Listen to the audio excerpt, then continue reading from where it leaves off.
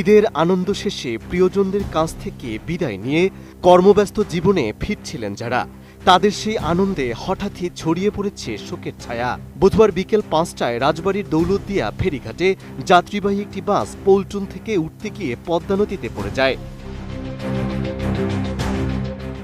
এই ঘটনার পর দৌলতদিয়া ঘাটের পরিবহন তত্ত্বাবধায়ক মোহাম্মদ মনির হোসেন গণমাধ্যমকে জানিয়েছে, বিকেল ৫:১৫টার দিকে সৌহার্দ্য পরিবহনের বাসটি দৌলতদিয়ার ৩ নম্বর ঘাটে আসে।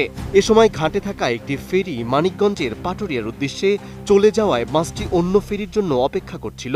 ঠিক তখনই হাসনাহেনা নামের একটি ইউটিলিটি ফেরি পল্টনে আঘাত করলে বাসটি নিয়ন্ত্রণ হারিয়ে নদীতে পড়ে যায়, যা মুহূর্তেই যাত্রীদের মধ্যে আতঙ্ক সৃষ্টি করে।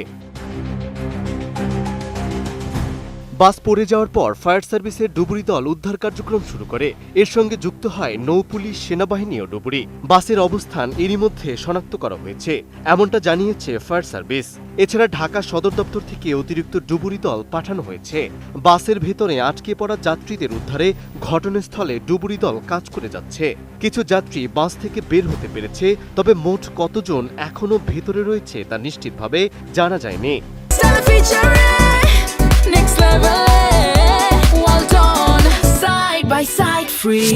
বাসটার নাম ছিল সৌহার্দ্য পরিবহন। তো আমি কুমারখালী থেকে উঠেছি। বাসটার গন্তব্য ছিল ঢাকা। তো আমি সাথে আরো ২-৩ জন যাত্রী, আমরা বেশ কিছুক্ষণ ফেরির জন্য ওয়েট করার কারণে দেখি যে গরম লাগে আর অস্বস্তি লাগতেছিল। তো আমরা ২-৩ জনের মতো আর কি বাস থেকে একটু নেমে দাঁড়াই। তো এই পাশে একটা ফেরি আনলোড হচ্ছিল।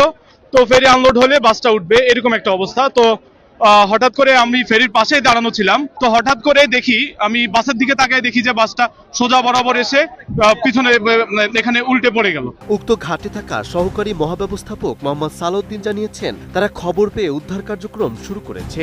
একই সঙ্গে দৌলতদিয়া নৌ পুলিশ ফাঁড়ির ইনচার্জ ত্রিনাথ শাহ জানিয়েছেন, এই মুহূর্তে মন্তব্য করার মতো পরিস্থিতি নেই। পরিস্থিতি স্বাভাবিক হলে বিস্তারিত জানানো হবে। ফরিদপুর থেকে ডুবুরি টিম আসছে, তারা কিছুক্ষণের মধ্যে পৌঁছে যাবে। আমরা দ্রুত আশা করতেছি আমরা উদ্ধার করতে পারবো। আর এদিকে হামজা উদ্ধারকারী হামজা তারা চলে আসছে, হয়তো দ্রুত আমরা উদ্ধার করার চেষ্টা করতেছি।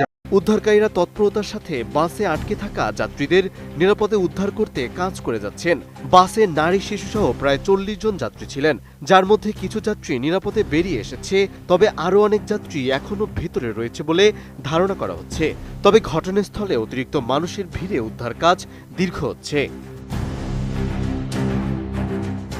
উদ্ধারকারীদের কাজ চলমান রয়েছে। ফায়ার সার্ভিসের ডুবুরি দল বাসের ভেতরের অবস্থা পর্যবেক্ষণ করছে এবং বাসের অবস্থান শনাক্ত হওয়ায় উদ্ধার কার্যক্রম চালিয়ে যাওয়া হচ্ছে। মেহেদী হাসান, এটিএন নিউজ।